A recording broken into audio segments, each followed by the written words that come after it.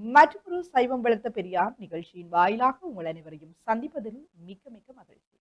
எங்களுடைய இந்த நிகழ்ச்சியின் ஊடாக சைவம் வளர்வதற்காக அரும்பாடுபட்டு பெரியவர்களுடைய வாழ்க்கை வரலாற்று தொகுப்பை நாங்களுமே தருவது வழக்கம்.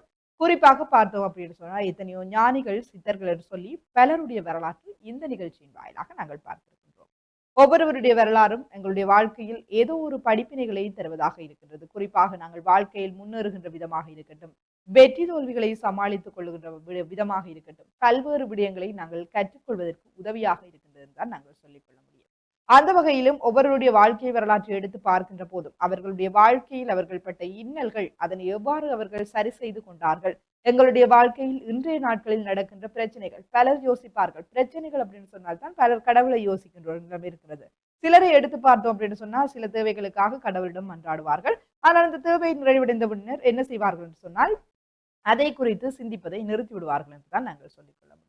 சிலரை பார்க்கின்ற போது உண்மையிலேயே இறைவனை வேண்டியவர்களாகவே இருப்பார்கள். ஆனால் ஒவ்வொரு பிரச்சனைகளையும் சமாளித்துக் கொள்ள முடியாதவர்களாக இருப்பார்கள்.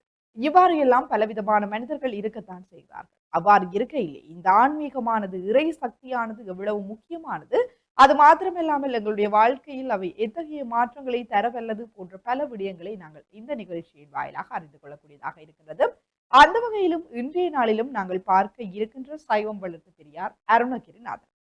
அருணகிரிநாதர் அப்படின்னு சொன்னாலே எல்லோருடைய மனதிலும் வரக்கூடிய ஒரு விடயம் திருப்புகழ். திருப்புகளை அருணகிரிநாதர் பாடியிருக்கிறார் என்று சொல்லி உடனே அருணகிரிநாதர் என்று சொன்னாலே எல்லோருக்கும் திருப்புகழ் தான் ஞாபகம் வரக்கூடிய மாதிரி இருக்கின்றது. இவ்வாறு திருப்புகளை பாடிய எங்களுடைய அருணகிரிநாதருடைய வாழ்க்கை எவ்வாறு அமைந்திருக்கின்றது, அவருடைய வரலாறு எவ்வாறு அமைந்திருக்கிறது போன்ற விடயத்தை தான் இந்த நிகழ்ச்சியின் வாயிலாக பார்க்க இருக்கின்றோம்.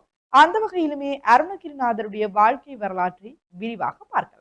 முற்காலத்தில் வாழ்ந்த துறவிகள் மற்றும் ஞானிகள் வாழ்க்கையை போலவே அருணகிரிநாதர் வாழ்க்கை சம்பந்தமாகவும் ஆதாரபூர்வமான பதிவுகள் இல்லை. அவரது பிறப்பு ஜாதி சம்பந்தமாக உறுதியான தகவல்கள் கிடைக்கவில்லை. ஆகவே இயற்கையாகவே அவரை பற்றி பல தகவல்கள் பரவிக்கொண்டே கிடக்கின்றன. அருணகிரிநாதர் தென்னிந்திய மாநிலமான தமிழ்நாட்டில் 14ஆம் நூற்றாண்டில் வாழ்ந்து முருக கடவுள் மீது பாடல்கள் எழுதி புகழ் பெற்ற அருளாளர் ஆவார். இவர் திருவண்ணாமலையில் பிறந்தார். இவர் தமிழ் மொழி, வடமொழி ஆகிய இரு மொழிகளிலும் புலமை பெற்றவர். இவர் எழுதிய திருப்புகளில் 16,000 இசை பாடல்கள் உள்ளன. இவற்றுள் 1088க்கும் மேற்பட்ட சந்த வேறுபாடுகள் உள்ளன என்று கணித்து இருக்கின்றனர். இவரது பாடல்கள் சிக்கனால சந்த நயத்திற்கும் தாள அமைப்புக்கும் பெயர் பெற்றவை.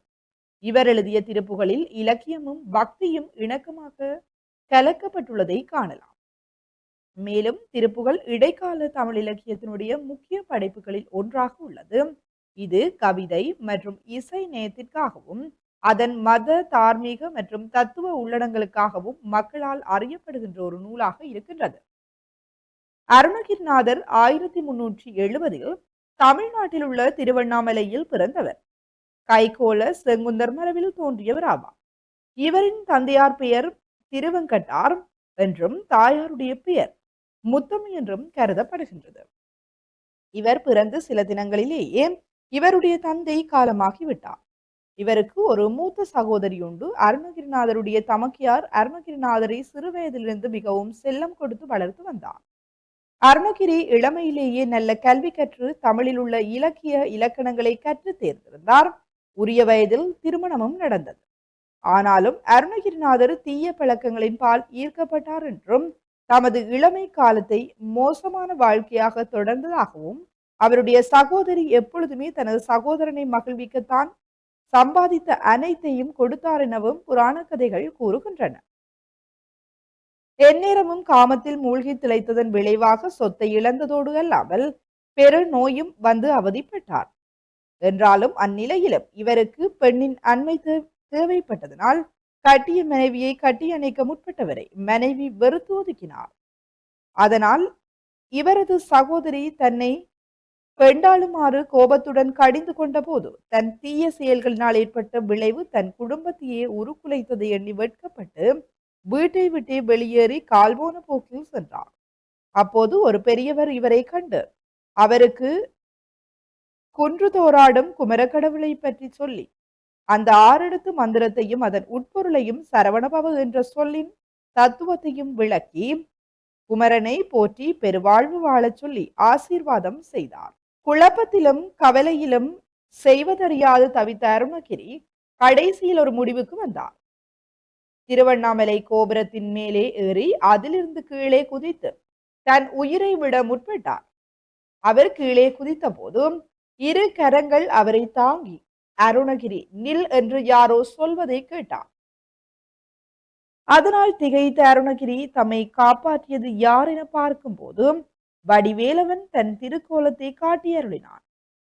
முருகன் அவரை அருணகிரிநாதரே என அழைத்தும் தம் வேலால் அவர் நாவிலே சரவண பவ என்று 6 எழுத்து மந்திரத்தை பொறித்து ஜோக மார்க்கங்களும் மெஞ்ஞானமும் அவருக்கு கைவரும்படி அருளினார். சித்தம் கலங்கிய நிலையில் இருந்த அருணகிரியாருடைய சித்தம் தெளிந்து மேலும் முருகப்பெருமான் அவரது தொழுநோயை குணப்படுத்தினார்.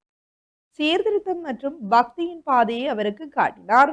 மனித குலத்தின் நலனுக்காக பக்தி பாடல்களை உருவாக்க முத்தை தரு பத்தி திருநகை எனும் பாடலின் முதலடியை எடுத்து கொடுத்து விட்டு மறைந்தார் என அருணகிரிநாதருடைய வாழ்க்கை வரலாற்றை பற்றிய புராண நூல்களுடைய குறிப்பு காணப்படுகின்றது. அருணகிரிநாதர் தன்னுடைய நீண்ட யாத்திரையை நிறைவு செய்து திருவண்ணாமலைக்கு திரும்பி வந்த போது மன்னன் பிரபுடதேவன் உரிய மரியாதையுடன் வரவேற்றார். அருணகிரியார் தனது இறுதி காலத்தை தியானத்தில் தவத்தில் கழித்தார். நாளடைவில் இறைவனோடு இரண்டர கலந்து சாயுத்திய நிலையை அடைந்தார். அவர் தனது பூத உடலை உதறி தள்ளிய போது தனக்கு இறைவனை தரிசிக்கும் வாய்ப்பை அருளி தந்த அருணகிரிநாதருக்கு நன்றி தெரிவிக்கும் வகையில் மன்னன் பிரபுடதேவன் அவர் உடலை திருவண்ணாமலை அருணாச்சலேஸ்வரர் கோயிலின் மேலை பிரகாரத்தில் அடக்கம் செய்து அத்துடன் அவருக்கு ஒரு சிறிய கோயிலும் அமைத்தார். அதில் அருணகிரிநாதர் கல் விக்கிரகத்தை பிரதிஷ்டை செய்து அதற்கு தினசரி பூஜை செய்வதற்கும் ஏற்பாடு செய்தார். இந்த சமாதி கோயிலை இன்றும் நாம் காணக்கூடியதாக இருக்கின்றது. மன்னனுடைய புத்தி கூர்மையும் பெருந்தன்மையும் நன்னறிவும் அருணகிரியாருடைய பக்தியும் மற்றும் விசுவாசம் அன்று கோயில் கோபுரத்திலிருந்து குதித்து தற்கொலை செய்து கொள்ள அருணகிரியார் முயன்ற போது அவரை முருகப்பெருமான் தடுத்து ஆட்கொண்ட இடம். அருணகிரியின் வேண்டுதலுக்கு செவி சாய்த்து மன்னன் மற்றும் மக்கள் மத்தியில் கம்பத்திலிருந்து வெளிப்பட்ட முருகன் காட்சி அளித்து அருளிய இடம். இந்த 2 இடங்களும் உள்ள திருவண்ணாமலை அருணாச்சலேஸ்வரர் கோயில் வளாகத்துக்கு உள்ளேயே அருணகிரிநாதர் அடக்கமான இடமும் இருக்கின்றது. இவ்வாறு அருணகிரிநாதர் போற்றத்தக்க இறைஞானம் நிறைந்த வாழ்க்கை வாழ்ந்தார் என்று குறிப்பிடப்படுகின்றது. மனித சக்திக்கு அப்பாற்பட்ட அற்புத செயல்களை நிகழ்த்தி காட்டினார். மக்களை சம்சார வாழ்க்கை எனும் மாயையிலிருந்து விடுவித்தார். அவர் நிரந்தரமாக இறைவனை பற்றி விழிப்புணர்வுடன் வாழ வழிகாட்டினார். அவர் இன்றும் கூட பக்தர்களுக்கு தேவையான வழிகாட்டுதலை தந்து கொண்டிருக்கின்றார். பக்தர்கள் ஆன்மீக பூரண நிலையை அடைய வழிகாட்டுகின்றார். அருணகிரிநாதரின் அருளாசி நமக்கு என்றும் கிடைக்கும் என்று சொல்லி பலர் ஏங்கிக் கொண்டிருக்கிறார்கள். இவ்வாறாக நாங்கள் பார்க்கின்ற போது அருணகிரிநாதர் பல விடயங்கள் எங்களுக்காக சொல்லி இருக்கிறார் தான் நாங்கள் சொல்லிக்கொள்ள முடியும். ஏனென்று சொன்னால் இவர் தன்னுடைய வாழ்க்கையிலே இறக்கும் தருவாயில் தன்னுடைய இந்த வாழ்க்கையே வேண்டாம் என்று சொல்லி உயிரை துறப்பதற்காக என்ன செய்கின்றார், ஓரிடத்திலிருந்து குதிக்கின்றார். அவ்வாறு குதிக்கின்ற போது இறைவனுடைய அந்த அன்பின் நிமித்தம் அவர் தடுத்து நிறுத்தப்படுகின்றார். சரவண பவ என்கிறதான அந்த மந்திரம் இவருக்கு உச்சரித்து கொடுக்கப்படுகின்றது. இவ்வாறு இருக்கையிலே இறைவனால் ஆட்கொள்ளப்பட்ட ஒரு நபர் என்று நாங்கள் அருணகிரிநாதரை குறிப்பிட்டுக் கொள்ள முடியும். இவர் தொடர்பாக நாங்கள் பார்க்கின்ற போது இவர் பல நூல்களை எங்களுக்கு தந்தருளி இருக்கின்றார். அது மாத்திரமல்லாமல் இவருடைய பாடல்கள் இன்றும் பாடப்பட்டுக் கொண்டிருக்கின்றது. இவர் குறித்த திரைப்படங்கள் வெளியாக இருக்கின்றது.